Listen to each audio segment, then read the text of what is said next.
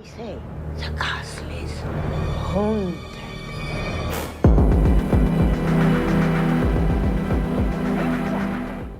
Hey everybody, welcome back to Mask of the Slasher. We are on episode 31. Woot. Yeah. Uh-huh. So today, Yes. we have a special. A special. A today's special. Today's special. Was that the show with the mannequin? Yeah. Okay, yeah. Yeah, and the cat. Yeah, his hat fell off, and that's what he turned back into a mannequin, right? Yeah. Yeah. So we have a special request. Yeah, ooh. Yeah, it's not a shout out, not on the radio, but a special request from one of our subscribers. She said, have you ever seen the movie Castle Freak? And I said, why no? No, I haven't. So I want to thank Stephanie. Thank you, Stephanie, for the suggestion because it was interesting, to say the least. So we're going to start off with the director. Mm-hmm. His name is Stuart Gordon. Yep.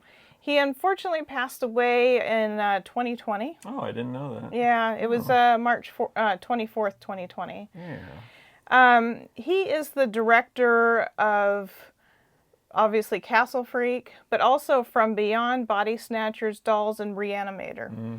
All of these movies, what they have in common is they are considered Lovecraftian horror, right, or cosmic horror, as it's also called. I don't know why. I don't know the cosmic Well, things. the reason for that is because... Well, Josh, please explain it. I'm a bit of a Lovecraft aficionado myself. Yes. And the reason it's referred to as cosmic horror is because H.P. Lovecraft basically created this whole universe of, like, elder gods and stuff. So, like Cthulhu and Yog-Sothoth and all these different creatures that kind of...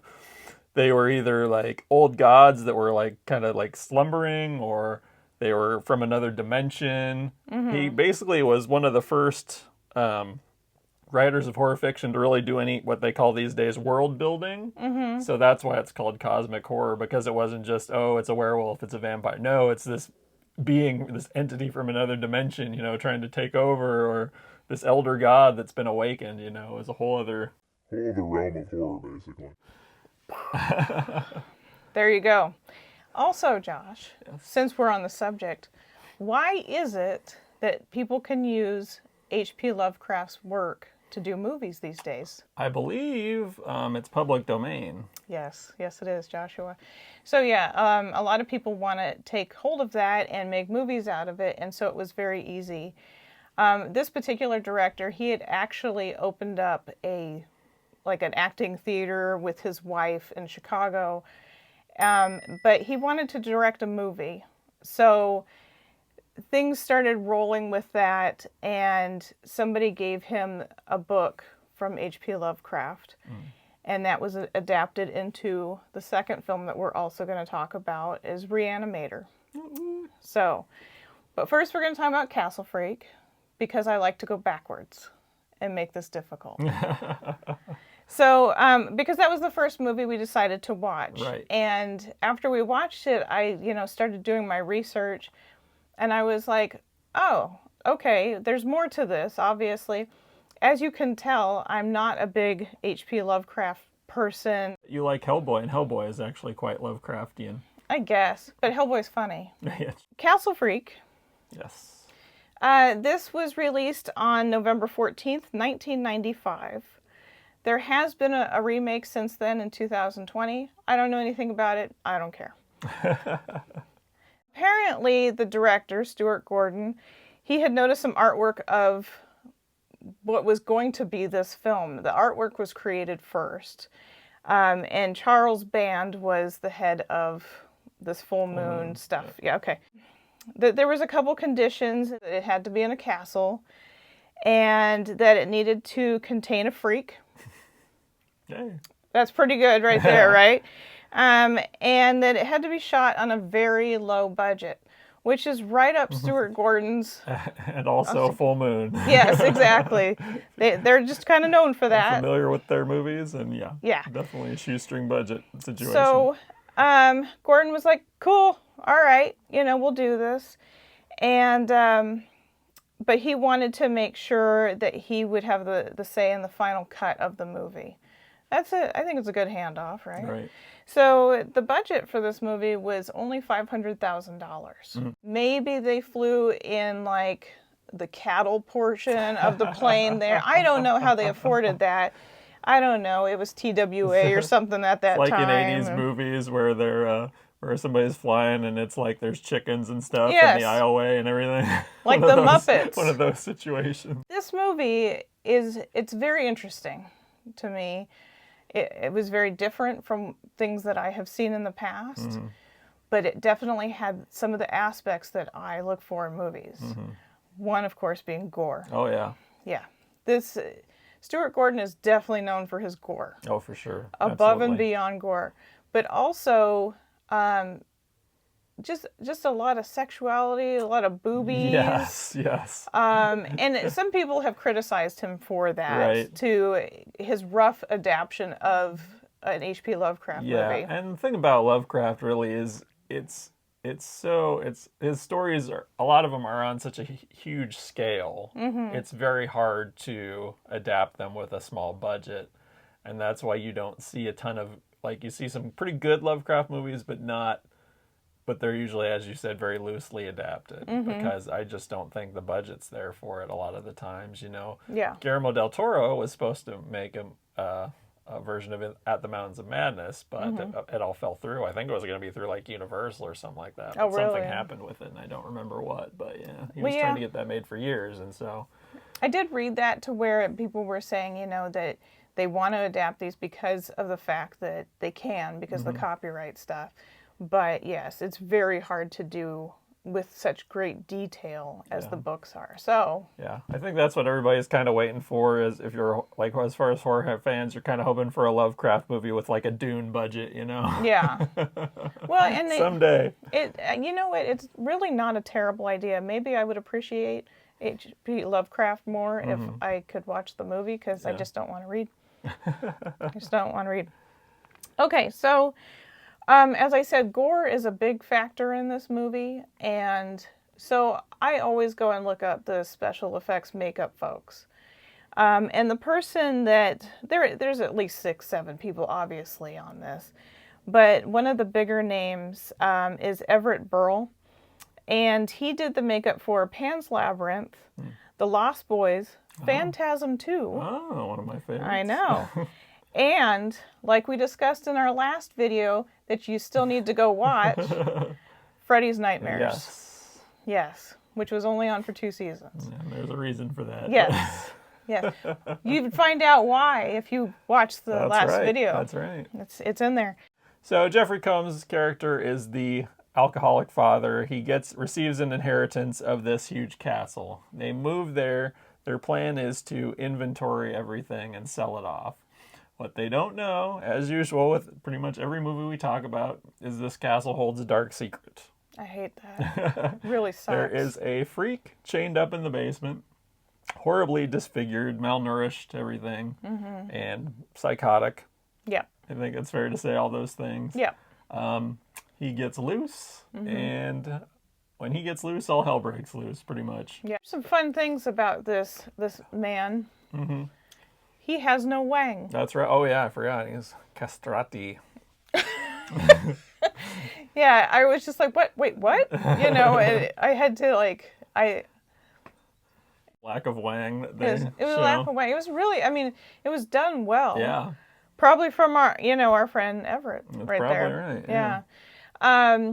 So as this family that comes here, the girl, their daughter she's in her later teens, Yeah, and she is blind. right. They cannot get through the story as easily, Right. and through what they have to deal with within this castle. Exactly. It was really good. Yes. It's a slow burn in my opinion. Yeah. And so I always struggle with that, but that's just because I have a slow brain apparently. So I definitely like the movie. I just wish it was a little bit quicker. Yeah. And so it makes me wonder about the 2020 version, like how they made it different. Right. Because when I was looking up pictures for this video, I saw some from the newer version. Yeah. So I'm kind of curious Probably won't do a video on it. Right. Well, we But might check it out. yeah, we might check it out and just see what the differences Yeah, are. because this one to me very much feels like a throwback to like the 70s, Yes. like Hammer films and stuff like that. It's kind of that gothic vibe to it, you know, because of the castle and everything, obviously. But Yeah. that's what it made me think it was, like a 90s version of a 70s horror film.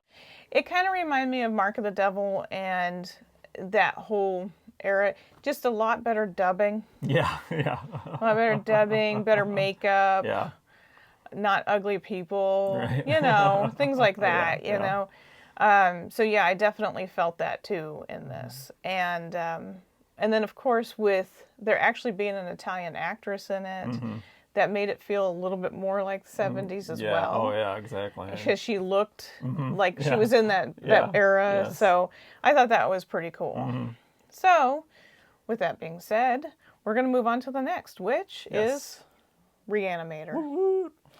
So I'd say that Castle Freak is not held in the same esteem as Re-Animator. Yeah.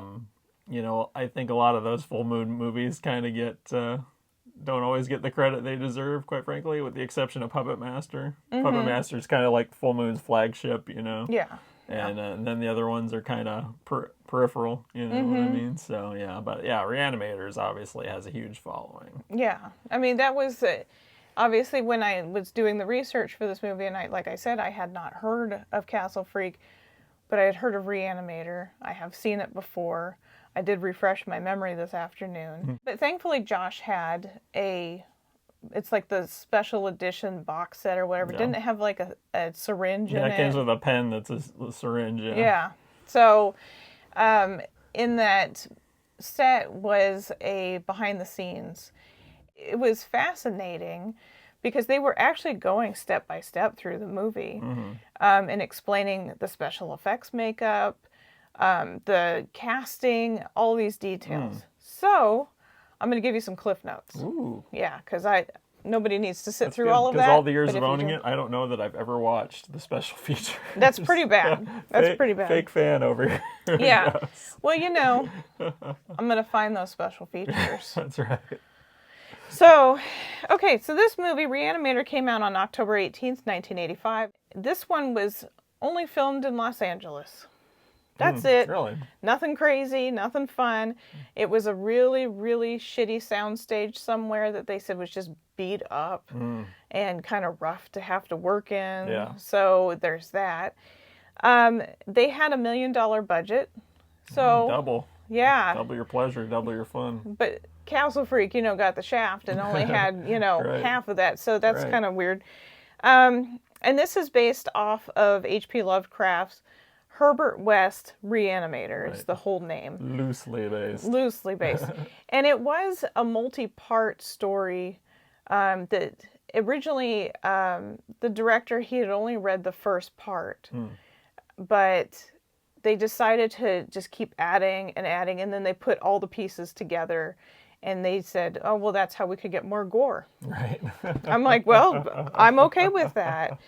The main makeup folks in this is John Nolan, Anthony Dublin, and once again, Everett Burrell.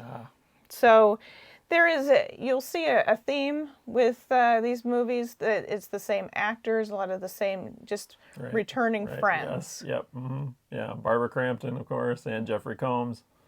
The actors had to go and visit the LA County morgue. Oh. The special effects and the director and everybody wanted them to see what they were really going to be dealing with. I mean, it kind of just puts you in a different frame of mind. Yeah. It was probably also an excuse just to go visit a morgue too, in my opinion. Right. You know, nobody really has to. But back then in 1985, we did not have Google. Right. So you couldn't just go look up dead body pictures wherever you wanted to. Right. So that's what they did, is they went to the morgue. I'm Wow. like, and LA County morgue is one of the busiest morgues in the United States. Yeah. You will see, like, there's a scene where the man gets scalped. It's at the beginning where it's like not an operating theater, but an operating classroom at this Right. point. Gosh, how old am I?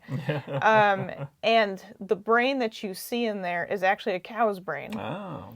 A lot of the parts in this were, once again, animal parts, just like Texas Chainsaw Massacre. Right. Okay.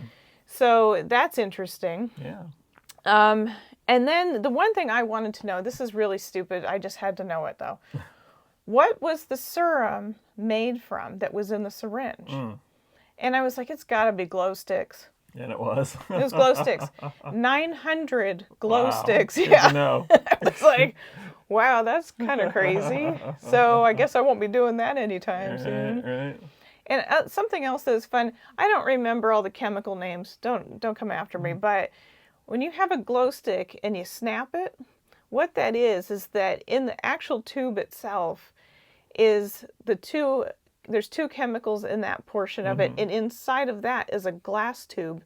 So when you snap it and you hear that, you're breaking the glass. Oh. And then you have to shake them, and it's because you're mixing up those chemicals. Who knew?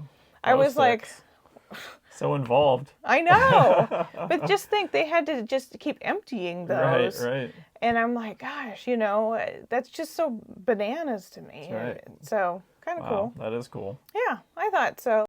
With Re-Animator, I like obviously, once again, gore. Oh, yeah. Fantastic gore in this movie. I mean, it's a 4 for gore. Yeah, for sure. Holy cow. And I think that is, I don't know, I think that's my biggest draw to it. I mean, the story is just, it's Frankenstein. Basically, yeah, more or less. So if you guys don't know, Jeffrey Combs plays Herbert West, and he's working on a serum that will bring people back from the dead, but hasn't quite perfected it yet. Yeah. A lot of things go wrong. Essentially, Re-Animator was the same idea, that man was lonely. And I could see why. Yeah. He's an odd bird. Yeah, he is. I love Jeffrey Combs, though, because he plays such a wacko. Yeah. In this movie and in Frighteners. Yes. Frighteners, yes. He's great. I love him. Yeah, he's definitely he's fun, and his part actually was supposed to be more of a supporting role originally. It was supposed to be about the couple, and because of his acting abilities, he was able to kind of steal the stage, which is kind of cool. He definitely does. Yeah, and speaking of stages, they were all stage actors. Oh, okay. Yeah. And everybody that worked in the special effects were also students at the special effects school. Oh, wow. I know. Cool. I was like, talk about some on-the-job experience right That's there. really cool. Yeah, and then you get to say that forever, that's the movie that you worked on. So I thought that was pretty neat. I don't know. I think all in all, both of these movies, we can see the differences obviously in them, and you could see where he's grown and not grown, and been allowed to do more. Yes. And like I said, it's kind of weird it took a step backwards, but Yeah. when you're trying to get funding for something, it is what it is. Exactly. So, but they're both very entertaining movies. I think Re-Animator is obviously a lot faster. There's Barbara Crampton naked quite a bit in this. Yes. Which, I mean, there's worse things to look at. There's definitely a interesting... She's 80s hot for sure. Yeah, there's definitely an interesting sex scene in Re-Animator. Yeah, oh yeah. I forgot about it. There's some parts, obviously, in Castle Freak that are quite... I was shocked at seeing them. I was like, what? Yeah. I couldn't believe that I was seeing things. Yeah. And there's lots of wangs. Holy cow. Yeah. Nobody needs to see that many ding-dongs. Yeah. There was a stunt guy in Re-Animator. He was actually the stunt guy for Arnold Schwarzenegger during Terminator. This was all being filmed at the same time. Really? Was he the one they first reanimate in the morgue? I think so. Kind of towards the beginning. He's muscular. Yeah. Okay, that makes sense, yeah. And you just get a glimpse of his wang, and you're just like, Jesus. There it is. Was Packing a hammer. Yeah, was he fluffing before this, So, and I guess the director of photography was having a very hard time keeping wangs out of the shots. And I guess he's like German or something like that, but he's like, I keep seeing wieners. I can't keep the wieners out of the screen. Well, I mean, it is more realistic, because... Well, they're wieners. People have wieners. Bodies in the morgue aren't going to have all clothes on, typically. No, but it's a rating thing. Right. So if you have too many wieners, apparently, then it can go to X. Oh, okay. Yeah. So I was like, well, okay. So I wonder, like, with ratings, like, in their book if they're how like many wangs? Yeah, how many wangs are allowed? Before it gets. How much bush? Yeah. And how many boobies? That's right. I mean, you have to wonder, right? You do have to wonder. You know, I mean, I know that there's a book. That information has to be out there somewhere, guys. Let us know. Yeah, do you We know want to about? know. Where can we find out how many wangs will draw an X rating? I guess nowadays it'd be an NC-17, but Yeah, we you know. need to know the wang quota. What's the wang scale? A sliding wang scale. We need to know. It would be a wang sliding back and forth. Oh God, we're gross. Yes. Okay. Anyway, once again, we want to thank Stephanie for Yes. her suggestion because it definitely brought some change to the monotony. Yeah, You know, yeah, because I think we've I'd seen a seen lot of stuff. Castle Freak, but it'd been so long, you know, that I didn't remember any of it really, Yeah. except for the castle and Jeffrey Combs is about all I really remembered. So And like I said, I'd never heard of it. And, Yeah. you know, this is something that we discuss in our videos, that we want to see new stuff. We want other people to see new stuff. yeah, And so we're always welcome with whatever. And by the way, you can see this on Tubi. That's how we saw Yeah. it for free. yep. Also, Freddy's Nightmares is on Tubi. Uh-oh. Yeah, update from last week's episode. In case you haven't watched it yet, you know, you should go back and watch it. Nightmare on Elm Street. Woo woo. And Studio 666. That Yeah, one needs that's a some good love one too. too. Yeah, you guys are you missing guys are out. sleeping on Studio 666. Yeah. I don't know, man. I don't know. So next week, we kind of took a little detour so Yeah. we can do this video and thank Stephanie for it. But next week we're gonna hit up something that I love, and that's dead hookers. I'm just kidding. No, it's Maniac. You know, it's Maniac, and it's a good movie. It is a good So one. get ready to watch that next week. Yeah. So we'll see you then. Bye.